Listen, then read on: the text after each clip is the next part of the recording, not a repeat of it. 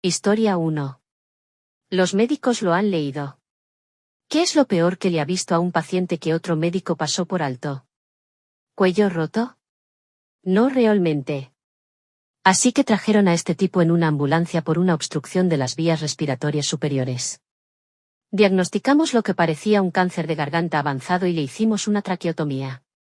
Después de la operación, en la que tiras y empujas el cuello como un loco, revisamos su radiografía de cuello. Un joven pregunta, ¿cuándo se rompió el cuello? Tenía una nueva fractura de cuello inestable.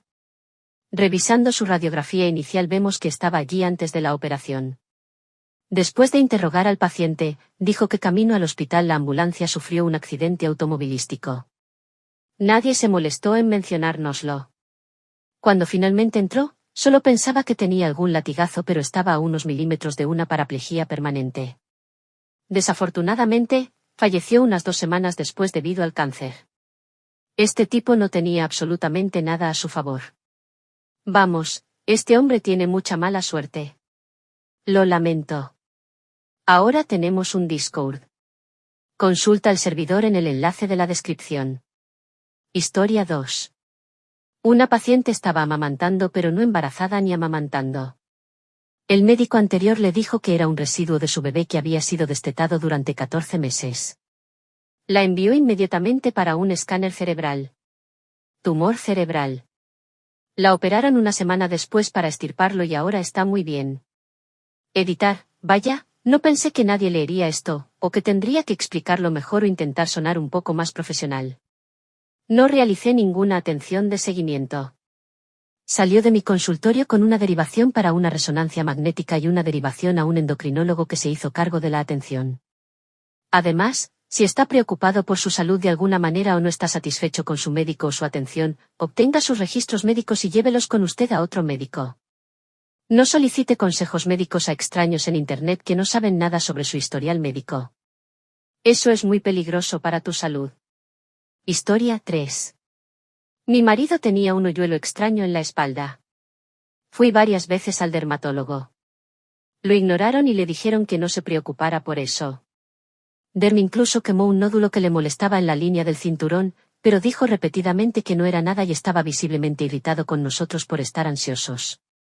Esperamos casi 10 años antes de acudir a otro dermatólogo porque nuestra experiencia fue muy negativa. El siguiente dermatólogo diagnosticó inmediatamente lo que resultó ser un sarcoma, que ahora había tenido 10 años más para crecer. Mi esposo ahora tiene una cicatriz de 48 pulgadas que serpentea por su espalda debido a la extirpación del tumor y la remodelación de su espalda. Ahora tengo meses de experiencia con drenajes para heridas, vendajes para hacer túneles, clasificación y lavado de ropa que acompañan a la cicatrización masiva de heridas. Me gustaría tomar a ese primer dermatólogo, que fue tan condescendiente con nuestras preocupaciones, y meterle la cara profundamente en su propio trasero. Esto suena como la cosa más frustrante del mundo. Tengo mucha suerte de que no me haya pasado algo así, pero es muy molesto oír hablar de ello. Ese médico acaba de darle 10 años a una condición terrible para que prolifere y se manifieste. No conozco la palabra, la condición empeora, el hombre se enferma más, y todo se debe a que este médico hizo un diagnóstico equivocado y tenía mucha confianza en ello. Historia 4. Supongo que tengo uno para esto. Como médico residente, atendimos a un niño en urgencias por dificultad para caminar. Había ido perdiendo lentamente la capacidad de caminar durante meses y también tenía episodios aleatorios de vómitos en proyectiles inexplicables. Al mirar sus registros, vio varias veces a su médico, quien le hizo radiografías de una cadera, luego de la otra, le dio Soufran, etc. Resulta que, en el examen, es descaradamente atáxico, tiene mala coordinación y ni siquiera puede mantenerse en pie. No pasaron todos nuestros exámenes neurológicos de cabecera para determinar la función del cerebelo. Era obvio para mí y ni siquiera soy bueno en esto todavía.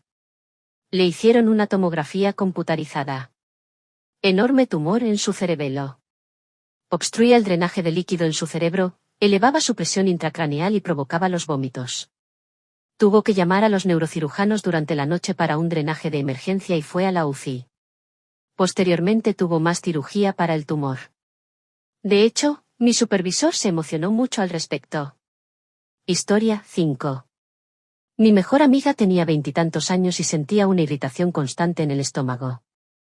Fue a ver a varios médicos durante casi 3 años y todos la descartaron, diciendo que tenía intestino irritable. Probaba una nueva dieta cada pocos meses, pero nada la ayudaba. Un día me llama y me dice que se rompió las costillas. No sabía cómo pasó, pero empezó a tener un dolor horrible y su médico le dijo, oh, deben estar fracturados. En pocas palabras, no fueron costillas fracturadas.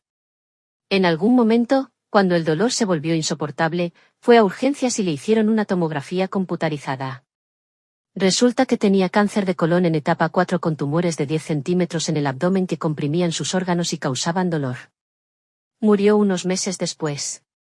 Había estado consultando a los médicos por sus síntomas durante 3 años.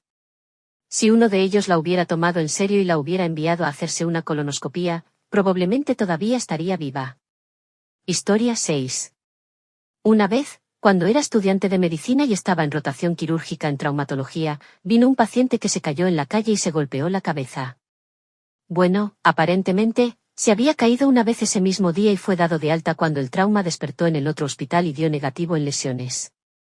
Lo examinamos y notamos que sus ojos estaban un poco amarillos. Entonces, como parte de nuestro estudio de trauma, dado que no podía contar una gran historia y no podíamos estar seguros de lo que sucedió, escaneamos su abdomen por tomografía computarizada y vimos que su conducto biliar común era 3 veces más grande que el tamaño normal, podría pasar un camión por allí.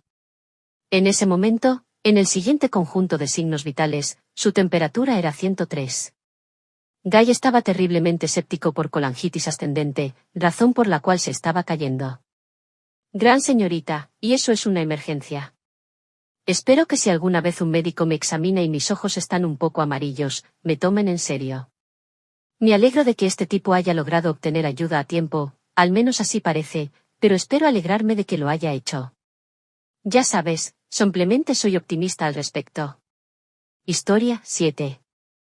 Recientemente hubo una historia en el hospital para el que trabajo donde un cardiólogo en la sala de emergencias estaba haciendo un turno de noche bastante difícil y comenzó a sentirse aturdido, mareado y fatigado. Dada la intensidad de esos turnos, más de 26 horas, a veces varias veces por semana, nadie le dio mucha importancia y el médico en cuestión fue a tomar una siesta rápida en la sala de profesores.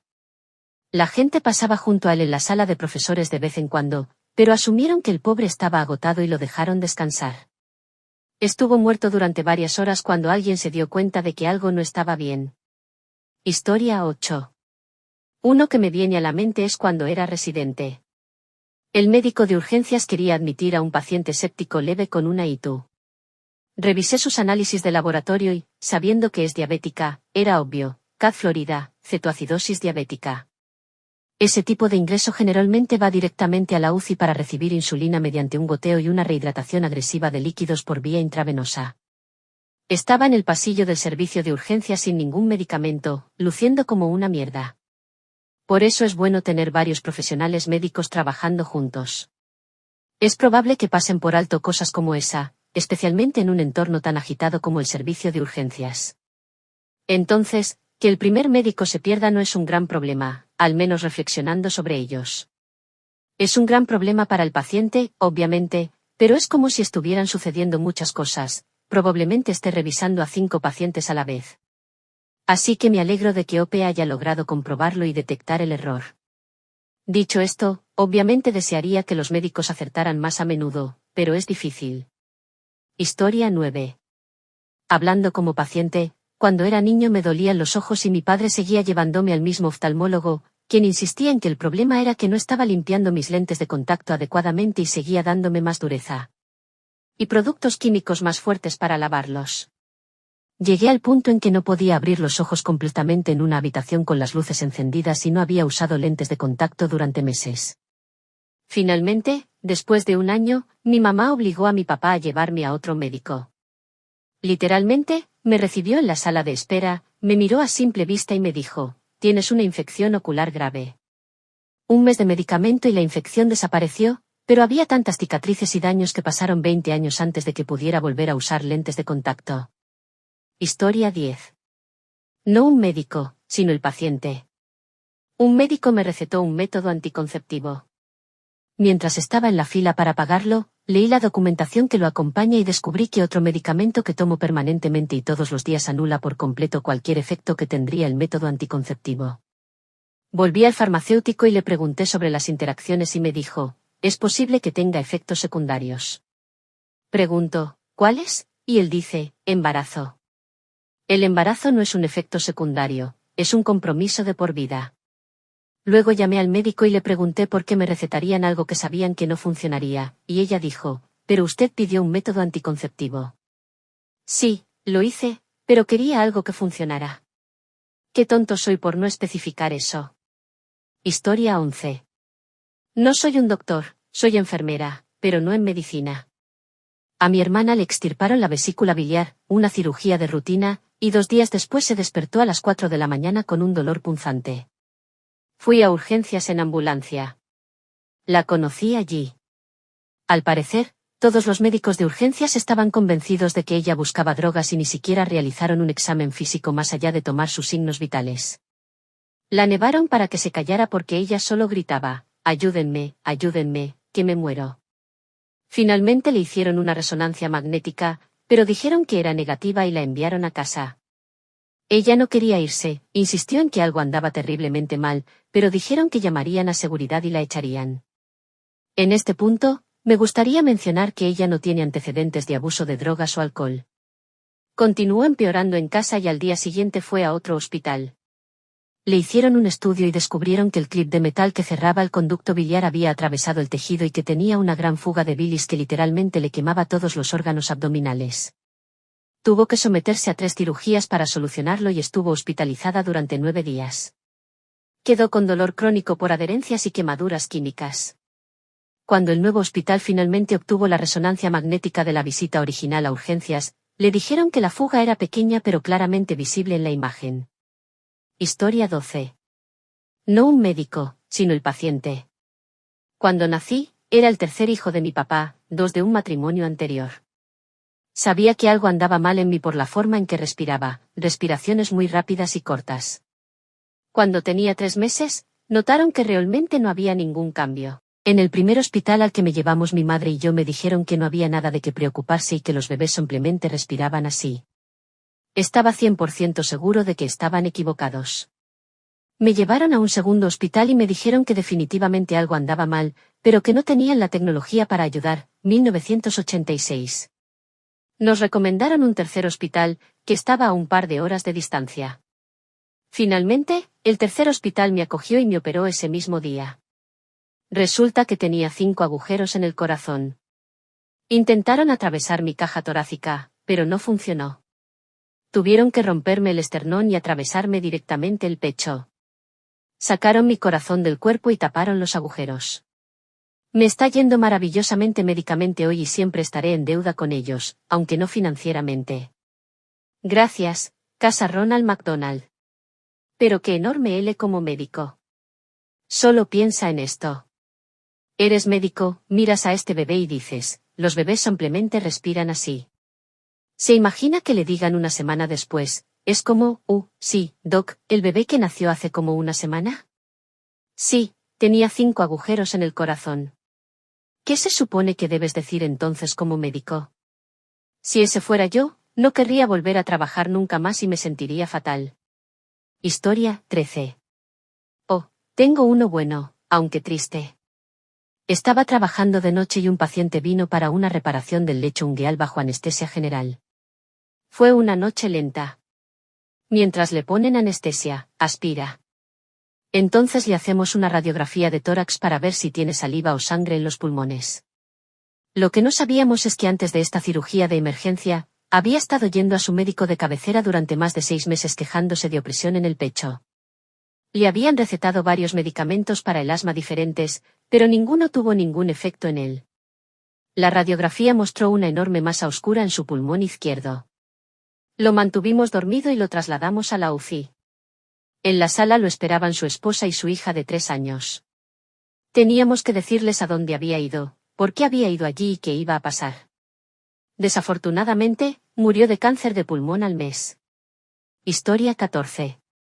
Probablemente la peor historia que uno pueda escuchar. Mi esposa encontró un bulto debajo del seno que era realmente preocupante. Le tomó alrededor de 2 meses conseguir una cita adecuada para que lo examinaran.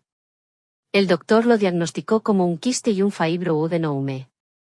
Drenó el bulto y estaba bien. Una semana después volvió a crecer y era más grande. Finalmente, después de sentir dolor durante semanas, el médico dice, esto claramente no funciona, así que lo operaremos y lo extirparemos. Al acudir al chequeo, pensando que le echarían un vistazo a la cicatriz y sanaría, resulta que tenía cáncer de mama triple negativo en etapa 2A. El cirujano quedó absolutamente anonadado.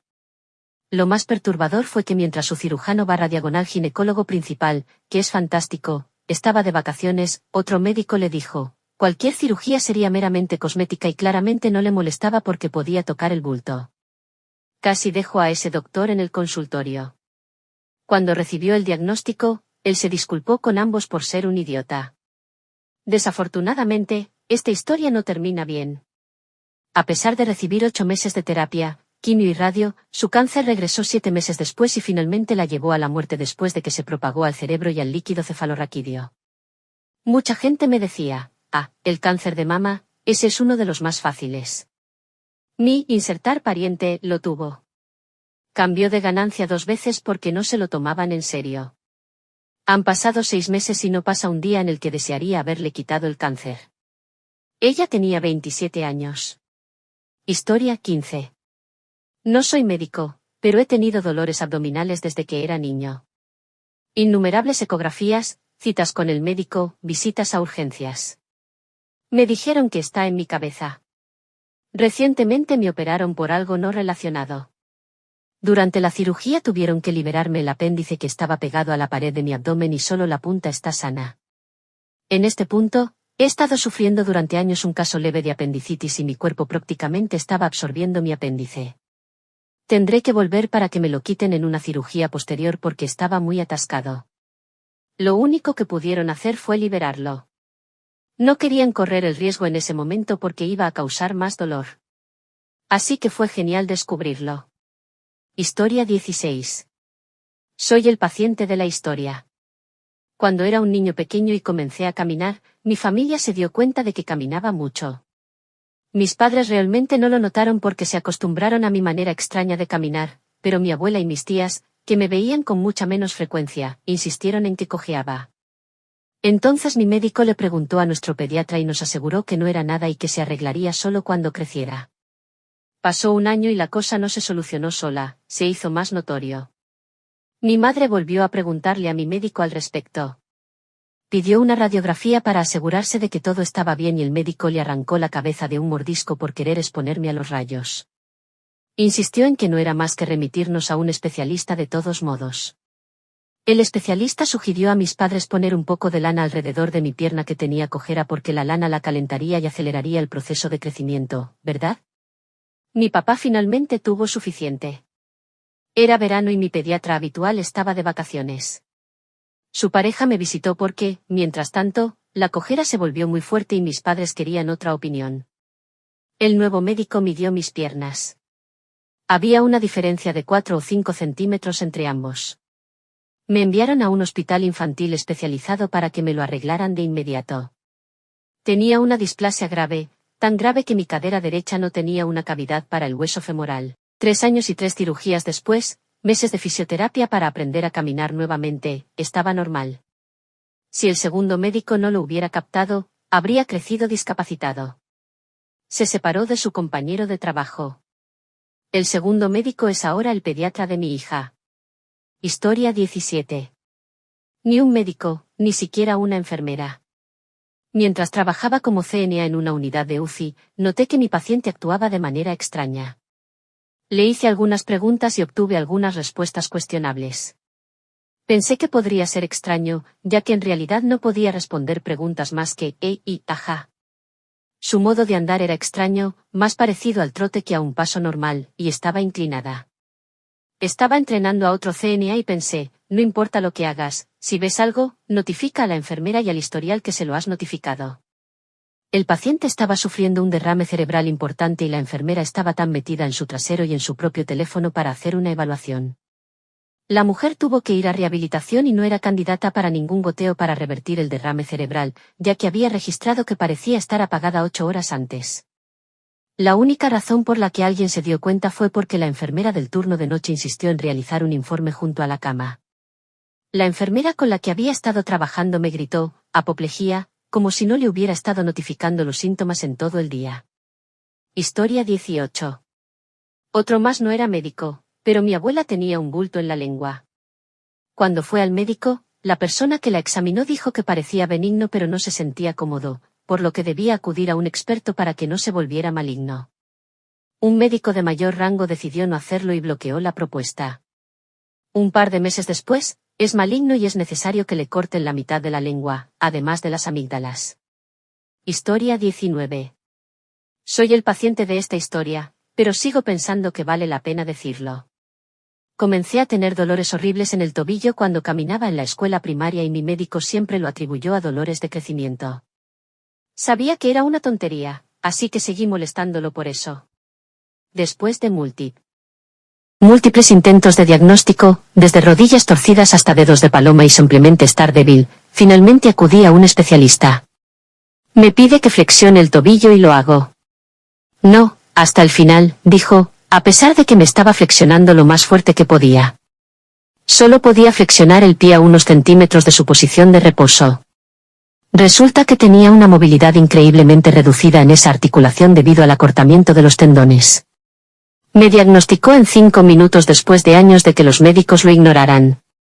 Después de unos meses de fisioterapia y unas plantillas, mis dolores disminuyeron mucho. Historia 20. Soy dentista en el Reino Unido. Mientras trabajaba como suplente en una clínica de emergencia, había un hombre presente con la boca llena de infecciones. Quería implantes.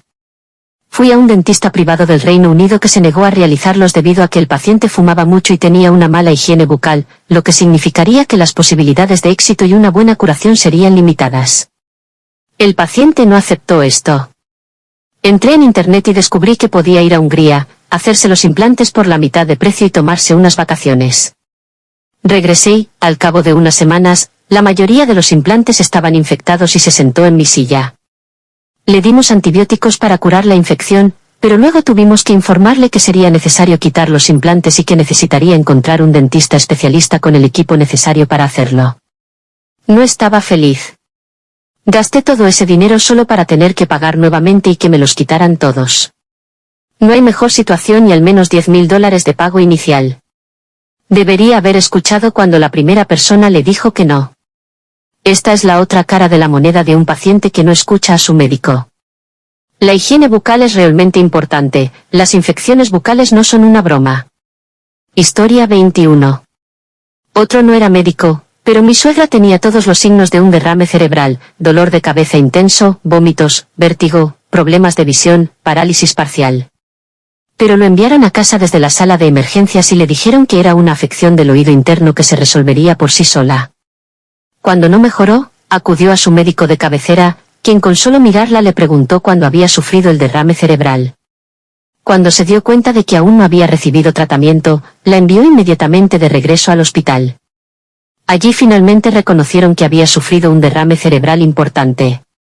Podría haber muerto fácilmente y estuvo en rehabilitación durante semanas. Luego afirmaron que debió haber sucedido después de que ella estuvo allí la primera vez porque, y esto es realmente creíble, su historial de esa visita no decía que había tenido un derrame cerebral. Hay tanto error en esa afirmación que ni siquiera sé por dónde empezar.